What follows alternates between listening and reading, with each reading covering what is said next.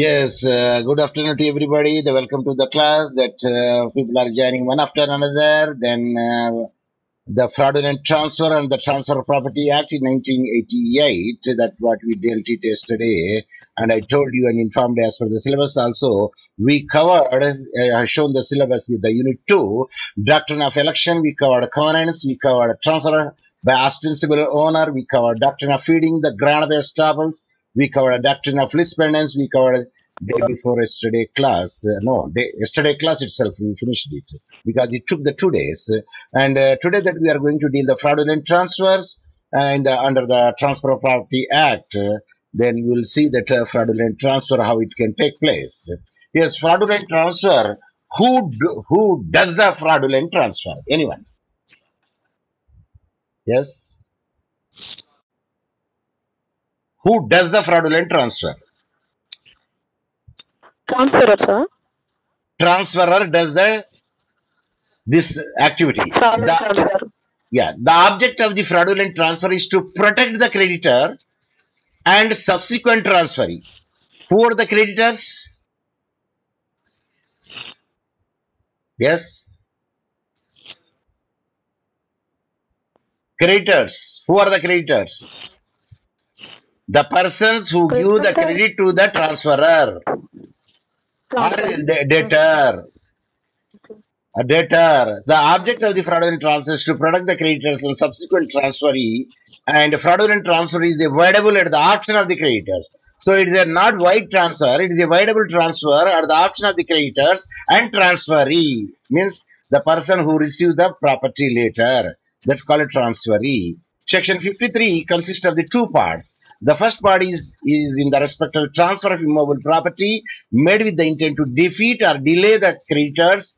The wording two are there. Defeat and delay the creditors of the transferor. And the second part is in respect of the transfer with the intent to defraud a subsequent transferee. So now is the point here is defeat and delay the transferor for the creditor. Number one, then defraud the subsequent transferee. Then we will see with the example in the down. The term fraudulently has been explained with the section 25. So when you say it is a fraudulent, the fraudulent has been explained with the section 25 of the Indian Penal Code. According to it, when a thing is done by a person with the intention to defraud the other, he is said to have done that thing fraudulently. So in the fraudulent act, whether the intention of the person is there or not. Yes? Give me the answer. Intention. Is there or not? The person who says fraud చేస్తానంటే అర్థం తెలియక చేస్తానండి తెలిసి చేస్తాండి అతను. తెలిసే చేస్తాను sir. It is the intention he definitely is having. Suppose if he doesn't have the knowledge of it, he say that I don't know. So fraudulently that he does it, the person who makes such a transfer. Here transferor. The term defraud was explained by the Supreme Court in the Dr. Vimla versus Delhi administration. The Supreme Court observed that the term defraud involves two elements. What are the two elements in the defraud? Number one, deceit. Deceit ni inkoka vidhanga cheppalante cheating అని చెప్పొచ్చు కదా. Yes, sir. Yes, we can say like that, but cheating is a common word, I believe, because did you see anywhere cheating word in the act? Yes. To my knowledge, I did not see it. I did not get the cheating word is there in the Bare Act, but deceit is there in the Bare Act. Yes, number one, deceit is there. Anyway, they're subject to the correction because I also could not know that whether cheating is the proper word or the deceit is the proper word, because generally the two words can be used, but one word is a legal word, another word is a common word. That's the general word. Yeah. Then the deceit, number one, and two, injury to the person deceived. So a person who deceived, he get the injury. So injury should be caused to him. The injury does not only mean economic loss. It is not only the mean economic loss. It includes deprivation of the property, losing the property or money, or includes the harm caused to any person in body, corporeal or mind, tension, shock or reputation, or such other. So injury may be in not only the economic terms, but it may be in the property damaged or money lost it, or there is a injury, bodily injury happened over there, or there is a depression, there is a shock, nervous shock will be there on the mind, stress is there, and reputation is spoiled over there, or such other things. We can say it's the injury. The two elements are yes. Any doubt? Okay, Nana. Okay, because that is internal tax. I could hear it, so I thought that you are asking any doubt. Okay, now I closed it. Yeah, I muted them. Yes, these are the two elements would be there in the Dr. Vimla versus Delhi administration: the deceit and injury to the person. Where you said that person says the injury may be the economic injury, or it may be the property, the damage, or maybe the loss of the money, or includes any harm either to the corporal, or to the body, or to the mind. That is the nervous shock, and then the reputation, lowering the status of a person, the right thinking of the people, or any other thing which caused the injury. These are the two things which observed by the Supreme Court in the Dr. Vimla versus Delhi administration. So example, let me see that what is the example will we say. So by example, we could know is what is the what actually is fraudulent transfer. Okay, a person took a loan from B. Okay, then who is a debtor, who is a creditor here? Yes, please. A is debtor, sir. A is a debtor, B is a Creditor. creditor, and mortgage the property. What is the surety that he given? The X. property X. Property X. Property X generally here in the case is a movable property as a security. So later Yes, sir. on, A realized that.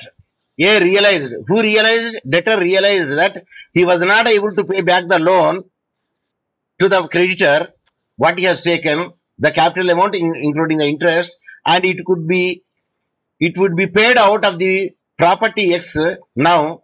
So I could not make it out. So what he do now, in order to prevent that, prevent whom? The creditor. Are you following me? Yes, sir.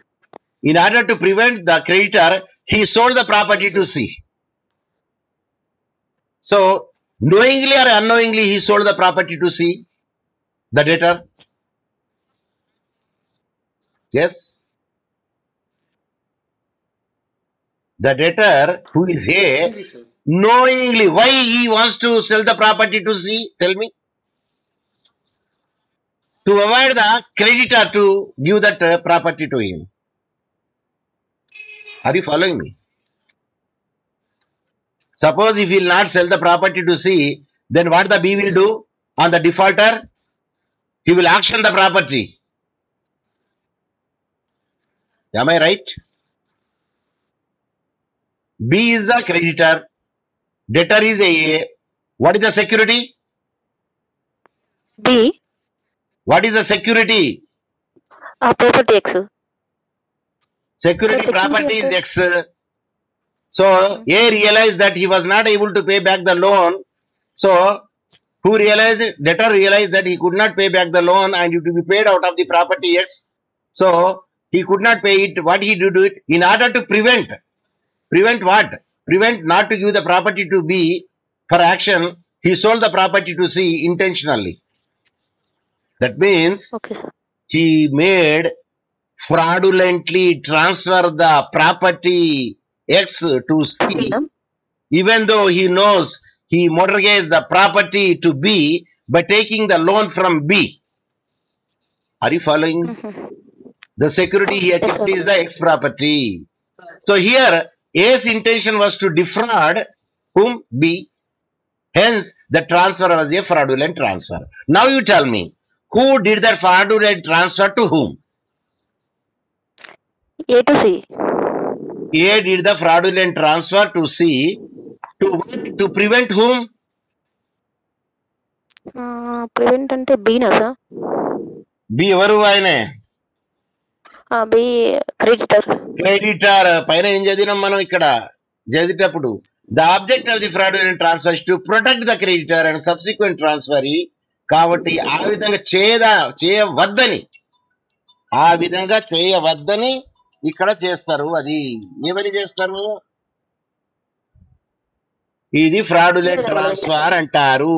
కాబట్టి transfer చేసి సికి transfer చేసింది వ్యాలిడా ఇన్వాలిడా? Invalid. Invalid అవుతుంది. ఎందుకంటే fraudulently transfer చేసిండు. Credit లేకుంటే creditors ఏం చేస్తారు? ఆ ప్రాపర్టీని తీసుకుంటారు. So either creditor or subsequent transfer ఎవరైతే పర్వాలే, so they will take it. కాబట్టి A is made the fraudulent transfer to C. So such a thing is voidable అవుతుంది. ఎవరు చేస్తే అవుతుంది? బి చేస్తే అవుతుంది. బి ఎవరు? Creditor. Is it clear? Clear sir. Yes. Another example, A mortgage his property X. Property ఏంటిది? X. ఎవరెవరికి చేసిండు? C1 కి చేసిండు, C2 కి చేసిండు, C3 కి చేసిండు. ఎవరు చేసిండ్రు? ఏ చేసిండ్రు. ఏ ప్రాపర్టీ? X property. ఇక ఇందులో మోటార్ గేజ్ ఎవరెవరండి చెప్పండి? C1, C2, C3. C1, C2, C3 ముగ్గురు మోటార్ గేజీలు ఉన్నారు ఇక్కడ. వాళ్ళు repaying the loan, he gave the preference to C1. ఏం చేసిండు? లోన్ పే చేయాలా కదా అండి? ఏది? Capital amount plus interest. కాబట్టి ఏం చేసిండే? C1 కి ఇచ్చేసిండు ఆ ప్రాపర్టీ కింద. అది లోన్ అండ్ ఆ లోన్ ప్లస్ ఇంట్రెస్ట్ కింద C1 కి ప్రాపర్టీ ఇచ్చేసిండు. Mere this fact won't amount to intention to defraud C2 and C3. అయితే ఇప్పుడు ప్రాపర్టీ ఫ్రాడులెంట్ ట్రాన్స్ఫర్ చేసిండా? ఏ C1 కదా సార్? లేదు సార్. చేయలేదు. C1 కి ఎందుకు ఇచ్చిండు? ఇంట్రెస్ట్ లోన్ కి పే చేయడానికి. లోన్ ప్లస్ ఇంట్రెస్ట్ పే చేయడానికి, దానికి బదులా ప్రాపర్టీ ఇచ్చేసిండు, ట్రాన్స్ఫర్ చేసేసిండు. So that is not a fraudulent transfer. అంటే అర్థం, క్రెడిటర్స్ ఒకరున్నా, ఇద్దరున్నా, ముగ్గురున్నా, ఒక క్రెడిటర్ కి ప్రాపర్టీ మొత్తం ఇచ్చినప్పుడు, ఎందుకంటే ఆ డెట్ ప్లస్ ఆ లోన్ ప్లస్ ఇంట్రెస్ట్ ని సెటప్ చేయడానికి, అంటే కంప్లీట్ చేయడానికి ఇచ్చినప్పుడు దాన్ని ఫ్రాడులెంట్ ట్రాన్స్ఫర్ అన్నారు. ఏమంటారు? వ్యాలిడ్ ట్రాన్స్ఫర్ అంటారు. మరి సంగతి C2, C3 సంగతి ఏందండి? C2, C3 సంగతి ఏంటిది చెప్పండి? గాంధీ ఖాతాలు రాసుకునేట్టునా? చేయట్లేరు కదా సార్ వాళ్ళు. ఆ? వాళ్ళు లోన్ కానీ ఇంట్రెస్ట్ కానీ పే చేయట్లేరు కదా. అవును. వాళ్ళ సంగతి ఏంది మళ్ళీ? C2, C3 లోన్ ఇచ్చిన వాళ్ళ ఇంట్రెస్ట్ సంగతి ఏంటిది మళ్ళీ? C2, C3 సంగతి ఇంకేదైనా ప్రాపర్టీ ఉంటే దాన్ని అటాచ్ చేయడమో, ఏదైనా అగ్రిమెంట్ ఉంటే దాంట్లో చేయడమో అది అవుతుంది. లేకుంటే గాంధీ ఖాతాలు రాసుకున్నట్టే. అవును సార్. అసలు ఎందుకు ఇచ్చిండండి ప్రాపర్టీ? అది పైసలు ఎందుకు ఇచ్చిండండి? మార్టిగేజ్ కదా సార్ అది. మోటార్ గేజ్ ఇచ్చిండ్రు. మరి తెలియదా అండి ఆ ప్రాపర్టీ వాల్యూ ఎంత అనేది? తెలుస్తుంది సార్. మరి తెలిసినప్పుడు మరి ఎందుకు ఇవ్వాలా ఇంతమంది ఇంత పైసలు? అదే సార్. అంటే C1 కాబట్టి రైట్స్ ఉంటాయి సార్. కాదు, వాడు C1 కే ఇవ్వాలని లేదు, ఎవరికైనా ఇవ్వచ్చు. అంటే ముగ్గురు కూడా ఇవ్వచ్చు సార్?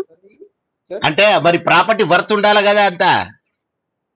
Okay okay. ఇప్పుడు ఇక్కడ ఒక చిన్న కంక్లూజన్ ఏంటంటే చెప్పండి సార్, C1, C2, C3 ఒకేసారి అమౌంట్ ఇచ్చినట్లయితే మెంబర్స్ కి వ్యాలిడిటీ ఉంటుంది.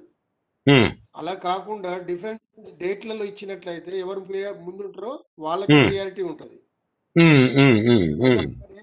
అక్కడ ఉన్న ఆ ప్రాపర్టీ వాల్యూని బట్టి, వాళ్ళు ఇచ్చిన అమౌంట్ ని బట్టి అప్పుడు ముగ్గురికి వస్తుంది అన్నట్టు. ఒకవేళ ఇప్పుడు 10 లక్షల ప్రాపర్టీ అండి. ఓకే. ఈ C1 చేసిండు 10 లక్షలు ఇచ్చిండు. అంటే C2 ఇచ్చిండు 3 లక్షలు ఇచ్చిండు. C3 2 లక్షలు ఇచ్చిండు. మొత్తం ప్రాపర్టీ వర్త్ 10. ఇప్పుడు వాడు ఇక్కడ ఎలా అయితే C1 అనేది ఎప్పుడు తీసుకున్న డేట్ ఆఫ్ చేంజెస్ ఎట్లున్నాయనేది చూడాలి అక్కడ. అయితే ఇంకొకటి ఏంటంటే, వీళ్ళు ఇన్ కేస్ కోర్టుకి వెళ్ళినప్పుడు కూడా ఈపీ ఎవరు ముందు కట్టారు, అటాచ్మెంట్ ఎవరికి ముందు ఉంది అనేది కూడా చూస్తారు. అసలు వీడు ముందుగానే ట్రాన్స్ఫర్ చేసి పెడతాడు కదా. అంటే ఇక్కడ మెన్షన్ చేసిన దాంట్లో సంపూర్ణ హక్కులు ఉంటాయి సార్. ఇప్పుడు C1 10 lakhs ఇచ్చింది సార్, ప్రాపర్టీ వాల్యూ కూడా 10 lakhs ఉందనుకుందాం. ఉన్నప్పుడు C1 తోనే ఆ ప్రాపర్టీ క్లోజ్ అయిపోతుంది. C2 అయిపోతుంది. రాదు ప్రాపర్టీలా. సపోజ్ వాడు C1 కి ఇవ్వకుండా C2 కి ఇచ్చింది అనుకుందాం. అప్పుడు C1 కు రైట్ ఉంటుంది సార్, ఎందుకంటే నేను బిఫోర్ ఇచ్చిన ఆయన కంటే ముందు నాది మార్టిగేజ్ ఉంది అనేది ఈయన కేసు ఫైల్ చేసి ఫైట్ చేసి ప్రూవ్ చేసుకొని నాకు ముందుగా రావాలా, ఎందుకంటే నాకు డ్యూ ఉన్నది ఇంత అమౌంట్, వాడు తర్వాత ఇచ్చిండు కాబట్టి he should have to give the property. కాకపోతే వాడు ఇంటెన్షనల్లీ అవాయిడ్ చేయడానికి నన్ను ఆ సీటుకి ఇచ్చిండు అని చూపెట్టాలా. అక్కడ చీట్ చేసిందని కూడా మళ్ళీ fraudulently he transferred to the C2 even though amount is less, my amount is more, which is equivalent to the worth of the property. Absolutely correct sir. That is the thing. So మామూలుగా ఇట్లా చేసినప్పుడు ఏమంటారు, transfer మామూలుగా ఇచ్చినప్పుడు ఇట్లా C2కు C3కి fraudulent కాదంటారు. కాకపోతే తక్కువకి ట్రాన్స్ఫర్ చేసింది అనుకోండి, 10 lakhs ప్రాపర్టీ 3 lakhs వరకు ఇస్తారా అండి? అంటే there should be some fishy. Sir ఇక్కడ ఆక్షన్ జరుగుతుంది first. yes of course auction జరిగినప్పుడే ఆక్షన్ జరిగినప్పుడు yes వాళ్ళు ఇచ్చిన అమౌంట్ ప్లస్ ఇంట్రెస్ట్ క్యాలిక్యులేట్ చేస్తుంది కోర్టు. yes ఫర్ ఎగ్జాంపుల్ ఒక 5 lakhs వాళ్ళకి ఇవ్వాలనుకోండి ఎగ్జాంపుల్. agreed. ఆ రిమైనింగ్ 5 lakhs ఫస్ట్ పర్సన్ కి వెళ్తుంది, ఓనర్ కి. ఓకే ప్రాపర్టీ ఓకే అక్కడ మళ్ళీ ఇంకో డబల్ కేసులు ఉన్నట్లయితే వాళ్ళకి పంపిణీ జరుగుతుంది మళ్ళీ. ఓకే ఓకే ఓకే కాకపోతే వీడు అక్కడ చెప్పిండు, ఇక్కడ section 53 will not be applicable to the insolvency అన్నాడు. ఇన్సాల్వెన్సీలో ఏదైతుందంటే ఒకరికే పోదు, ప్రాపర్టీ ఏదైతే ఉంటుందో అందరికి ప్రపోర్షనేట్ గా పంచుతారు అక్కడ. సార్ ప్రపోర్షనేట్ గా పంచడానికి సార్ సేమ్ టైం లో మోర్టిగేజ్ ఉండాలి. లేదు ఇప్పుడు మోటార్ కాదు, ఇప్పుడు డెటర్స్ ఉన్నారనుకోండి, వాడు ఈపీ పెట్టుకున్నాడు, ఇన్సాల్వెంట్ అయింది అనుకోండి, ఒకడు ఒకప్పుడు ఇస్తాడు, ఒకడు ఇంకొకటి ఇస్తాడు.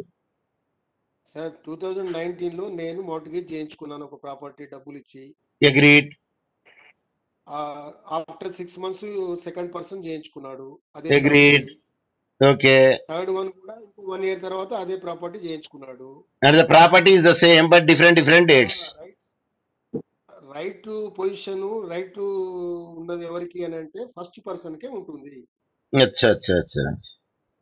ఫస్ట్ మార్టిగేజ్ జరిగిన తర్వాత ఎన్ని మార్టిగేజ్ జరిగినా కూడా the first one prevail over the second one. yes sir. అక్కడ So that was ఉంటే సెకండ్ వన్ ప్రియారిటీ ఇస్తుంది. ఓకే ఓకే ఓకే ఆ ప్రాపర్టీ వాల్యూ ఒక 20 lakhs ఉంది అనుకున్నాం సార్. yes ఫస్ట్ C1 కి ఒక 10 lakhs వెళ్ళిపోయింది, ఇంకో రిమైనింగ్ 10 lakhs ఉంది, అది తర్వాత పోతుంది. తర్వాత C కి పోతుంది, తర్వాత మిగిలితే ఇంకా C కి 3 పోతుంది. Means date wise. సార్ ఒకే డేట్ లో చేయబోయా సార్? అట్లా ఎలా ఉంటుంది? అలా ఉండదు కదా. సాల్వెన్సీ ఇన్స్టాల్మెంట్ అయితే ఇన్స్టాల్మెంట్ అంటే సార్ అర్థం కాదు. ఇన్స్టాల్మెంట్ అంటే వాడు ఈపీ పెట్టుకున్నాడు అనుకోండి, సార్ ఈపీ పెట్టుకున్నప్పుడు ఏమైతే అంటే టోటల్ షేర్ లెక్కేసుకుంటారు, టోటల్ వేసి ప్రపోర్షనల్ గా ఇస్తారు అంటాడు. అది కూడా చెప్తాను సార్. ఎట్లా అంటే ఎక్స్ వై ముగ్గురు అప్పిచ్చారు, టోటల్ వాల్యూ ఎంత ఉంది అనేది చేసి ఆయనకున్న ప్రాపర్టీ వాల్యూ ఎంత ఉంది అనేది కూడా కోర్టు పరిగణలోకి తీసుకుంటది. ఒక ప్రాపర్టీ వాల్యూ ఉంది, 20 lakhs ఇచ్చారు అనుకోండి, అప్పుడు ఏమైందంటే 50% వస్తుంది, అందరికి ఈక్వల్ షేర్స్ వస్తాయి. ఈక్వల్ వస్తుంది అంటే ప్రపోర్షనల్ గా వస్తుంది. ప్రపోర్షనేట్ గా వస్తుంది, ఈక్వల్ కూడా కాదు. ఈక్వల్ అంటే డిఫరెన్సెస్ ఉంటాయి కదా సార్ అమౌంట్. అదే ఇప్పుడు ఎక్కువ ఇచ్చినోనికి ఎక్కువ అమౌంట్ వస్తుంది, తక్కువ ఇచ్చినోనికి తక్కువ అమౌంట్ వస్తుంది. సో కాబట్టి ఏమంటాడంటే section 53 is not applicable to the insolvency అంటాడు ఇక్కడ. And the section 53 also not applicable to the transferee who has bona fidely believed that the property belongs to the transferor. అది చూద్దాం మనం కింద మరి తర్వాత. So section 53 is clearly says talks about the fraudulent transfer. Every owner of the property has a right to transfer his property. He lies. Yes, if you are owner, he can destroy the property, he can sell the property, he can give the property, he can do whatever he likes, but the transfer must be made with a bona fide intention. So what is the bona fide intention? Is it transfer he is making to defraud somebody person, or transfer he is making because he wants not to pay to the creditors, or transferee, what is the intention behind them? So that would be seen over there. So where the transfer is made with a fraudulent intention, it means intending to defeat the interest of the creditors, or interest of any subsequent transferee. I am getting the sound. Somebody kept it open. Yeah, now I muted. Yes. So where the transfer is made with the fraudulent intention, it means intending to defeat the interest of the creditors or interest of the subsequent transferee, another transferee. Where the transfer is made with a fraudulent intention, the object of the transfer will be bad in the eye of the equity and justice, though it is valid in law. Though it is valid in law, but in the equity justice, it is void. Now, what is transfer? చెప్పండి ఎవరన్నా మీ ఇప్పుడు అర్థమైంది ఎంతవరకు. What is transfer? Yes, property transfer sir. Suppose property settlement చేసుకున్నారనుకోండి, అది transfer అవుతుందా? కాదు sir. Mutation చేసుకున్నాడు అనుకోండి, ట్రాన్స్ఫర్ అవుతుందా? కాదు సార్. అది ఏంటంటే ప్రాపర్టీ ఇక్కడ ఏంటది, in order to attract this section there must be transfer. Transfer అనే వర్డ్ రావాలి అక్కడ. The transfer must be of the immovable property. అది కూడా మళ్ళీ ఇమూవబుల్ ప్రాపర్టీ ఉండాలా. అందులో ఇంకా ఉండాలా, ownership should be given to each and individual. The transfer must be a real one which creates a vested title in the favour of the third party. Then fixtures transfer చేసింది అనుకోండి, don't attract this section. Suppose అరే నాకు అప్పులు బాగున్నాయిరా, ఎందుకంటే ఇప్పుడు నీకు గిఫ్ట్కి ఇస్తానని చేసింది అనుకోండి, అంటే ఇది intentionally that he wants to see that his property should not go to the creditors. So he gift the property his son or daughter when he has taken the loan on that property. So fixtures transfers ఉన్నాయనుకోండి, don't attract this action. ఏది కలుపుకొని చేసుకున్నా కూడా ఉండదు. So fixtures transfer is way the transfer remains the real owner of the property. Actually వాడు real ఓనరే, అది fixtures గా చేస్తాడు ట్రాన్స్ఫర్. ఎవరికి? కొడుకు పేరు మీద. ఎందుకు? వీనికి అప్పులు ఎక్కువ ఉన్నాయని. అంటే in order to avoid the people should come and take this property in the action for realizing the amount of the capital with interest, he transfer the property to the son at that instance. Hence, in order to set aside the transfer under the section 53, it has to be proved that the transfer was a real one, not a sham one. Sham ga cheeskoru and mutation gaani, settlement gaani, adi matram transfer gaadu. Even sham transfers also not considered. So, X took a loan from Y. Example chuddam. X took a loan from Y and kept his property as a security. ఒక property land అని ఉండాలా, లేకుంటే house అని ఉండాలా. ఎందుకంటే immovable property ఉండాలి అక్కడ. గొలుసు కాదు పెట్టేది, రింగ్ కాదు పెట్టేది అక్కడ, అది మూవబుల్ ప్రాపర్టీ అవుతుంది. కాబట్టి ఏంది, ఒక సెక్యూరిటీ ఇమ్మూవబుల్ ప్రాపర్టీ పెట్టేశాడు అక్కడ. లోన్ తీసుకున్నాడు. ఎవరు తీసుకున్నారు? ఎక్స్ తీసుకున్నాడు. ఎవరి దగ్గరికి వెళ్ళి? వై నుండి. డెటర్ ఎవరు? ఎక్స్. క్రెడిటర్ ఎవరు? Y. Is it clear? Then X ఏం చేసిండు మళ్ళీ? then gets the property muted in favor of his son. Exchange చేసిండు, ఆ ప్రాపర్టీ మ్యూటేషన్ చేసిండు సన్ కి. The mutation is done without affecting a transfer. So as the father is still the owner of the property, what appears to be a transfer is merely a sham, and as Y still has the claim over his property, there is no need to move under the section 53 of the TPA. ఎందుకంటే TPA attract కావాలంటే ఏం కావాలా? Transfer కావాలా. కాబట్టి mutation అనేది transfer కాదు, కాబట్టి ఇది దానికి సెక్షన్ 53 అవసరం లేదు. ఎవరికి? వైకి. ఎందుకంటే ట్రాన్స్ఫర్ కాలేదు. ఎందుకంటే మ్యూటేషన్ కానీ సెటిల్మెంట్ అది ట్రాన్స్ఫర్ డెఫినేషన్ కి రాదు. Is it clear? Yes, good. So essential of the fraudulent transfer. అసలు ఫ్రాడులెంట్ ట్రాన్స్ఫర్స్ ఏమి ఉండాలని చెప్పండి ఇప్పుడు. Number 1, transfer of immovable property. Number 2, ownership. Transfer he should with the intention to defeat or delay the creditors of the transfer. వారి intention ఏంటిది? అప్పులలో credit ఎవరైతే ఇచ్చిండ్రు కదా వాళ్ళను ఎగ్గొట్టడానికి, కానీ డిలే చేయడానికి ఆ ఇంటెన్షన్ ఉండాలా. ఏది? సెకండ్ ఇంగ్రీడియంట్ లా, ఎసెన్షియల్ అలా. Is it clear? Yes. The third is shall be voidable at the option of the creditor or so defeated or delayed. అయితే ఆప్షన్ ఎవరికి ఉంటుంది అంటే క్రెడిటర్స్ కి ఉంటుంది. ఇది whether it's a wide will చేయాలనా వైడ్ కావాలనా లేదా అనేది the choice is given to the creditors. So yes, your voice is breaking. కొడుకు పేరు మీద పెడతాడు. చెప్పండి సే. ఇప్పుడు అక్కడ తండ్రి అప్పులు చేస్తాడు సార్. ఎస్ కొడుకు ఒక కొడుకు కింద కొంత పెడతాడు, ఇంకో కొడుకు ఎందుకు పెడతాడంటే వీళ్ళు అటాచ్మెంట్ వేసి కోర్టు తీసుకొచ్చి యాక్షన్ పెట్టిస్తారనే దాని కారణం చేతనే వాడు కొడుకుల పేరు మీద పెట్టేసుకుంటాడు. మరి అప్పుడు సెక్షన్ 53 అవైల్ అవుతుందా కాదా? అప్పుడు అవైల్ ఎట్లయితే సార్, ఇప్పుడు నేను ట్రాన్స్ఫర్ అంటే బిఫోర్ లోన్ తీసుకున్న దానికైతేనేమో అవైలబుల్ అవుతుంది. మరి అంతే కదండి, లోన్ తీసుకోకముందే వాడు ట్రాన్స్ఫర్ చేస్తే వాడు ఉటికిస్తాడు అండి, ఎదురే నీ పేరు మీద లేదు కదా మీ కొడుకుల పేరు మీద ఉంటుంది అని చెప్పారా అండి? మోర్ట్గేజ్ పర్పస్ లో చేయించి ఉన్నట్లయితే అది ఇన్వాల్యూ అవుతుంది ట్రాన్స్ఫర్. ఒకవేళ అలాంటిది ఏమైనా డాక్యుమెంట్స్ లేకుండా మోరల్ గా ఒకవేళ అలా చేసినట్టయితే మాత్రం మాన్యువల్ గా రైట్స్ ఉండవు. అసలు వానికి తెలియకుండా ఎవడైనా ప్రాపర్టీ పెడితేనే మొత్తం చూసుకునే ఇస్తాడు పైసలు. అది కూడా ఏం ఇస్తాడు, మొత్తం ప్రాపర్టీ విలువ ఇయ్యడు, సగం ఇస్తాడు. ఇప్పుడు మీరు బ్యాంకు పెట్టండి సార్, ప్రాపర్టీ వర్త్ 10 lakhs ఉన్నది, వాటి లోన్ ఎంత ఇస్తాడండి? 5 lakhs కన్నా ఎక్కువ ఇవ్వడాడు. ఎందుకంటే డిప్రిషియేషన్ ఉంటది కాబట్టి వానికి తెలుసు. ఇంట్రెస్ట్ అన్ని రావాలి సార్ ఆ ప్రాపర్టీ మీద.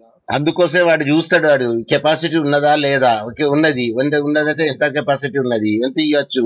సపోజ్ వాడు ఇయ్యలేదు అనుకోండి, 1 సంవత్సరం 2 సంవత్సరాలు 3 సంవత్సరాల ఇంట్రెస్ట్ కలిపి అది దాటిపోయింది అనుకోండి, దాని వర్త్ ముందుగానే వాడు నోటీస్ ఇచ్చేసి ఏం చెప్తారంటే ఇంత if you don't pay that will sell your property అని యాక్షన్ పెట్టేస్తారు. దాని వర్త్ దాటక ముందే ప్లాన్ చేస్తాడు సార్. మరి అంతే కదండి, మరి వాడు to essence of the business, the essence of the business to make the profit. So but the provisions of the subsection shall not affect ఏదంటే the right of subsequent transfer in good for consideration. అయితే ఇప్పుడు transfer చేసిండండి, కొత్తనికి transfer చేసిండు, అది వాడు ఈ AB మధ్యలో contract ఉన్నది తెలియదు సికి, అది బి ప్రాపర్టీ పెట్టింది కూడా తెలియదు, ఏది మోటార్ గేజ్ కింద ఉన్నది ఎవరికి, సికి. ఏ పెట్టింది వీడంటాడు కదా, బి నేను ఇచ్చిన నీ పైసలు ఓకే, ఇంత వడ్డీ అయింది ఓకే, కానీ వాడేం చేస్తాడు, సికి అంటగడతాడు ప్రాపర్టీ. ఎవరు, ఏ. మరి సికి నాలెడ్జ్ ఉన్నదా, there is A contract between A and B, లేదు. C bonafidely purchase the property, అటువంటప్పుడు సెక్షన్ 53 అప్లికబుల్ కాదు అంటాడు.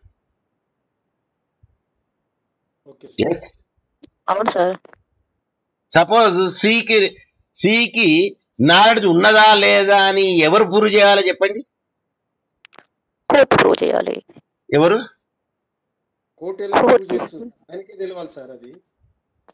ఇప్పుడు నేను అడిగిన క్వశ్చన్ కి ఏ ఏమో డెప్టర్, బి ఏమో క్రెడిటర్, సి ఏమో బోనఫైడ్ పర్చేజర్ ట్రాన్స్ఫర్. ఈ ముగ్గురు అప్పుడు ఏ చేయాలి? ఏ చేయాలా అండి?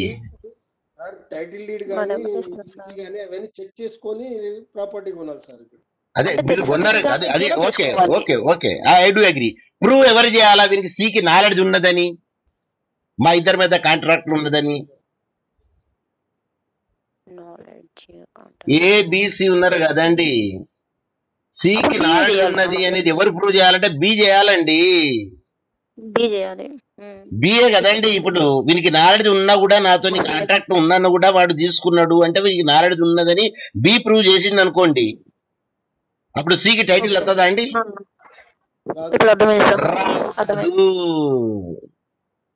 Very simple.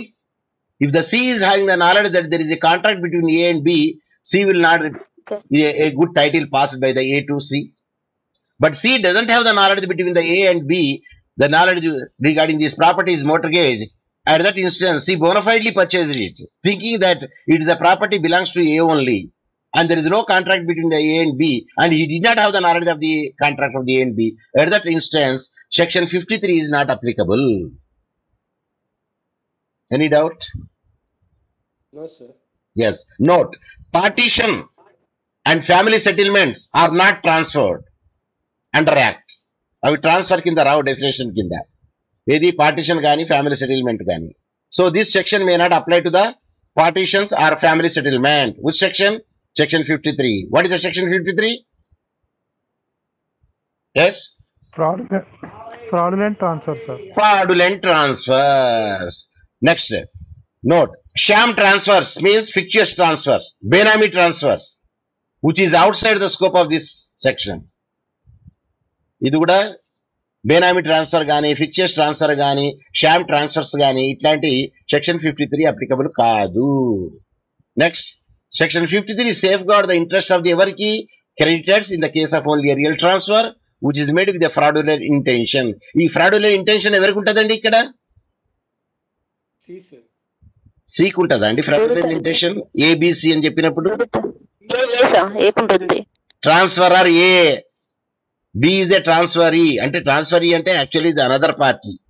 C is a bona fide purchaser వాడు తర్వాత థర్డ్. సో ఇక్కడ the fraudulent intention the A is having to transfer the property to some other else instead of B. So on the other hand, a sham transfer is actually not a real transfer. So note section 53 applies to transfer only immovable property. The provision of this section don't apply to a transfer of movable property. అయితే clear గా చెప్పిన movable ప్రాపర్టీకి section 53 applicable కాదు, immovable ప్రాపర్టీకే applicable అవుతుంది. Yes, then will see one of the case law what it is said. Yes, Musahur Sahu and another versus Hakim Lal and another. That is the case law. I repeat, Musahur Sahu and another versus Hakim Lal and another. So Privy Council at the time Supreme Court held that the transfer of property by a debtor to one creditor in preference of the other is not a fraudulent transfer with the intent to defeat or delay the interest of the other creditors. ఇప్పుడు చెప్పండి, వాళ్ళకి ముగ్గురు ఉన్నారు. ఎవరు ఉన్నారు? Creditors ఉన్నారు. ఆ ముగ్గురు క్రెడిటర్లో ఒక్కరికే వెయిట్ చేసిండు. ఏమి ఇచ్చిండు? ట్రాన్స్ఫర్ చేసేసిండు. ఎందుకు? సెటప్ చేయడానికి. ఏం సెటప్ చేయడానికి? Capital debt plus interest. అది ఫ్రాడులెంట్ ట్రాన్స్ఫర్ అవుతుందా కాదా? Yes, give me the answer. Give me the answer. కాదు కదా, అది ఫ్రాడులెంట్ ట్రాన్స్ఫర్ కాదు. ఎందుకంటే సెటప్ చేయడానికి ఇచ్చిండు కాబట్టి ఒకరిది కనీసం ఒక్కరికైనా వెళ్ళిపోయింది కాబట్టి. ఆ ఒక్కరు ఎవరు? ఫస్టా, సెకండా, థర్డా, అది తర్వాత దేవునికి తెలుసు. అది ఒకరికైతే ఇచ్చిండ్రు ఇక్కడ. Is it clear? Right. So if one creditor represents the other creditors, suppose 10 మంది ఉన్నారండి, ఇక 10 కేసులు ఎత్తడండి. ఒకడు మెయిన్ క్రెడిటర్ పెట్టుకుని అండ్ అదర్స్ పెట్టి వేసేస్తాడు case. If one creditor represents the other creditors, the purpose of this rule is to protect the debtor from the multiplicity of the suits by the other creditors. Suppose 10 మంది creditors ఉన్నారనుకోండి మన దగ్గర, అది 10 మందిని 10 కేసులు వేసే బదులు ఒకటి వేసి అండ్ అదర్స్ పెట్టుకుంటే సరిపోతుంది కదండి. సరిపోతుంది, పైసలు కూడా మిగులుతాయి, ఎక్కువ తిరగద్దు, వాడు ఒక్కడు పోయినా సరిపోతుంది, వాళ్ళ అడ్వకేట్ పోయినా సరిపోతుంది. Are you following me? Yes. Next case law is Abdul Shukoor Saheb versus Arji Paparao and others. ఇందులో ఏమైంది? Honourable Supreme Court held that creditor might claim the attachment of the property of the debtor to protect the mortgage money. Definitely. ఎందుకు? Mortgage property ఉన్నది, అది surety. వాడు year defaulter అయింది అనుకోండి, he will auction the property and he will take his capital amount with the interest. If any amount will be left over there, he will deposit in the bank account of the mortgager. Is it clear? Yes. The creditor will file no separate suit for attachment and the creditor may seek attachment of the property in section 53.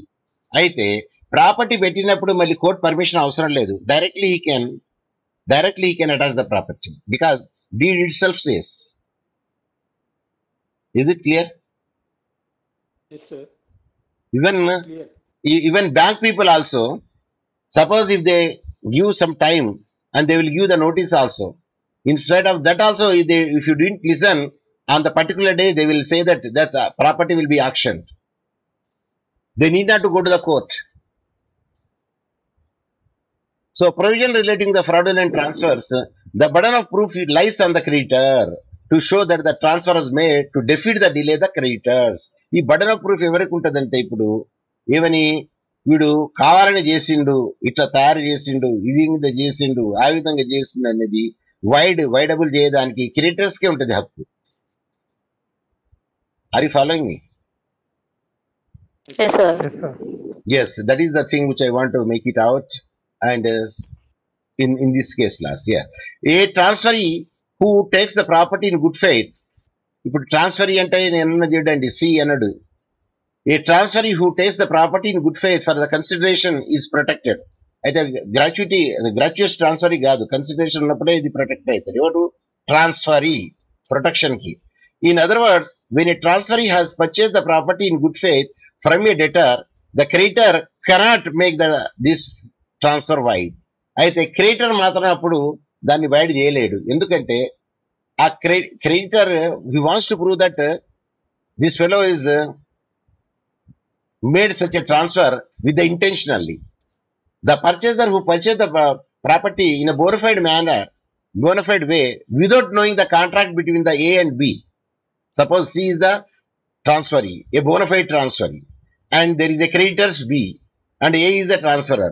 At that instance, if the C, a bona fide transferee, has purchased the property from A without having the knowledge that there is a contract between A and B, or the A property is mortgaged to the B, and B has given the amount in lieu of the mortgaged property, at that instance, a transferee will have a good title, and the creditors cannot make this transfer void. Is it clear? Yes, sir. Okay. A bona fide transferee who paid the consideration for the transfer has been protected under this section 53. A bona fide transferee would mean that the transferee is unaware or has no knowledge about the fraudulent intention of the transferor. ఇప్పుడు ఏబిసిలా ఎవరు fraudulent ట్రాన్స్ఫరర్ అండి? ఏనే కదా sir? A అవుతాడు fraudulent transfer. Creditors ఎవరు? B sir. B. Bonafide transfer ఎవరు? C అనుకుంటా. C అయితే అనుకుంటాండి. ఇద్దరు పోయిన తర్వాత మిగిలింది ఎవరు? సిఏ అవుతాడు. ఇద్దరు మిగిలిపోయిన తర్వాత మిగిలింది ఎవరండి? ఆ సి ఒకటే కదా, కాబట్టి సి అవుతాడు. So the knowledge includes, knowledge అంటే ఏంటిది నేను చెప్తాను చూడండి. Knowledge includes actual and constructive notice. Actual notice అని ఉండాలా, కన్స్ట్రక్టివ్ నోటీస్ అని ఉండాలా. ఈ రెండిట్లో ఏదో ఒకటి ఉండాలా. If the transferee has the constructive notice of the fraud, constructive notice of the fraud ఉన్నది ఇక్కడ, then it will be presumed that he had the knowledge about the fraud. Constructive notice ఉన్నా ఉండాలా, కనీసం యాక్చువల్ నోటీస్ అని ఉండాలా. ఈ రెండిట్లో ఏదో ఒకటి ఉన్నదనుకోండి, అప్పుడు సికి నాలెడ్జ్ ఉన్నదని. ఏమని? There is a some relation between the A and B. So also the consideration must be the essence of the transfer. అయితే కన్సిడరేషన్ లేని మాత్రం ఇది సెక్షన్ 53 అప్లికబుల్ కాదు. The transfer of a gratuitous transfer would not be protected. Gratuitous అంటే ఏంటిదండి? Yes, for affection and love sir. అది gratuitous అండి, ఫ్రీగా ఇవ్వడం ఎవరైనా. అది మన సొంతంలో కాదు. సపోజ్ మీరు బస్సులో ప్రయాణం చేస్తానండి, వాడు జేబులో పైసలు ఉన్నాయని అనుకున్నాడు కానీ పర్సు తేయడం మర్చిపోయిండు. అంటే పర్సులు ఉన్నది అనుకున్నాడు కానీ పర్సు ఆ జేబులో లేదు, జేబులో పెట్టే వరకు లేదు. కండక్టర్ అంటారు కదా, ఏమయ్యా నువ్వు ఇంత మంచి డ్రెస్ వేసుకున్నావు, అది చేసుకున్నావు, ఇది చేసుకున్నావు, మంచి జబర్దస్త్ పెర్ఫ్యూమ్ వేసుకున్నావు, మళ్ళీ నువ్వు ఇట్లా లేకుండా ఎక్కుతావు అంటే, సారా అని మర్చిపోయానంటే పక్కన అంటాడు, సార్ నిజంగానే మర్చిపోయింది కావచ్చు కాదు సార్ అని పైసలు ఇచ్చేస్తాడు. ఏది? టికెట్ పైసలు.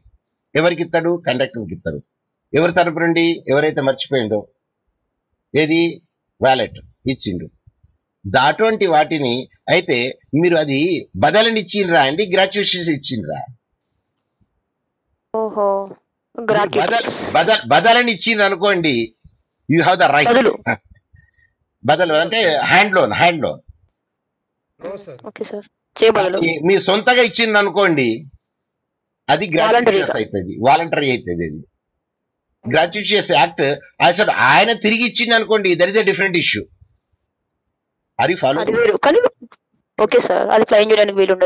అది సంగతి.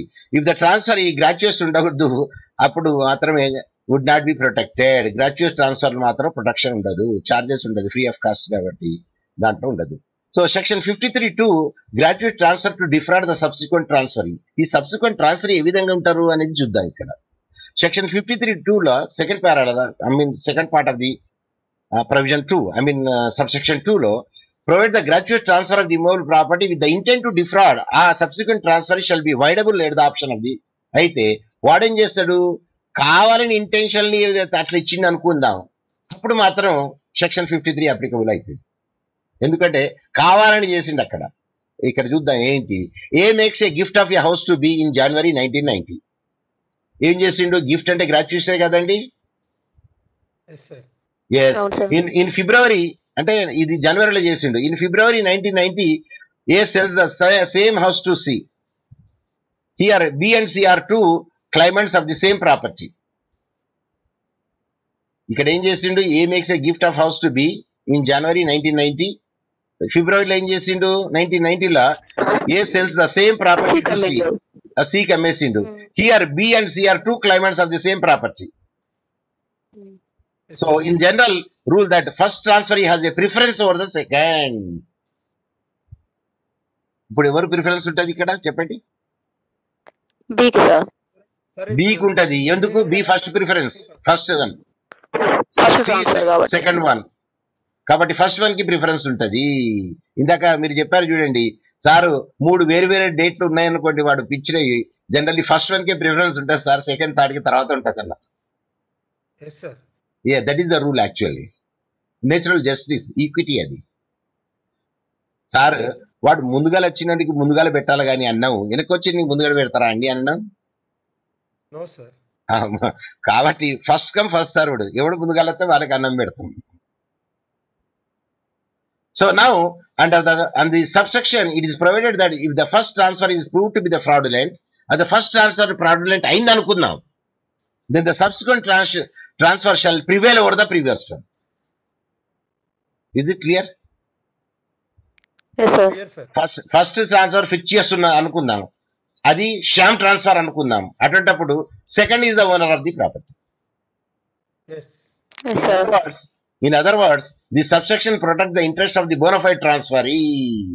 ఇప్పుడు ఇద్దరు ట్రాన్స్ఫరీ ఉన్నారనుకోండి, ఎవడు bona fide transferee అంటే ఎవరైతే ఉన్నారో తెలియకుండా, అంటే బోనఫైడ్ ఇంటెన్షన్ తో second transfer for the value from the gratuitous fraudulent transfer made earlier. అంటే ఫస్ట్ ట్రాన్స్ఫర్ ఫ్రాడ్యులెంట్ ఉన్నది, గ్రాట్యుయేట్స్ ఉన్నది కాబట్టి అది వ్యాలిడ్ ట్రాన్స్ఫర్ కాదు కాబట్టి, second one is the bona fide transfer కాబట్టి that is the second one prefer over there where first one is a fraudulent transfer or gratuitous transfer. So section 53 provides that this section will not affect any law relating to insolvency. Insolvency మాత్రం section 53 పనికి రాదు. ఎందుకు అంటే ఇందాక చెప్పినాము, insolvency లా proportionate amount అందరికి ఇవ్వాల్సిందే. ఒకరి ఫస్ట్ వన్కి ఫస్ట్ ఇచ్చి రెండోనికి లేదు పోరా అంటే చేయొద్దు. ఇస్ ఇట్ క్లియర్ అండి? It's clear sir. Yes. So yes, please ask me. Thanks you. Any questions? No sir. Yes. So I am sure that this time you will be in a position to write even without reading. Directly you can write in the examination, because today your participation made me to think that you understood in a better manner. So naturally participation makes a person to know whether his efforts are futile or whether efforts are fruitful.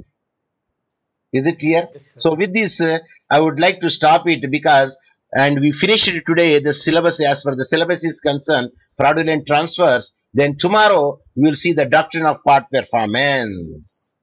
So tomorrow we will see the doctrine of part performance. With this, thank you very much for the patient listening. The time is 4 o'clock exactly. I did not cross your limit, my limit. Yes, now it comes. Then I will close down. Have a good day, a goodbye. And thank you very much for patient listening. And the end of the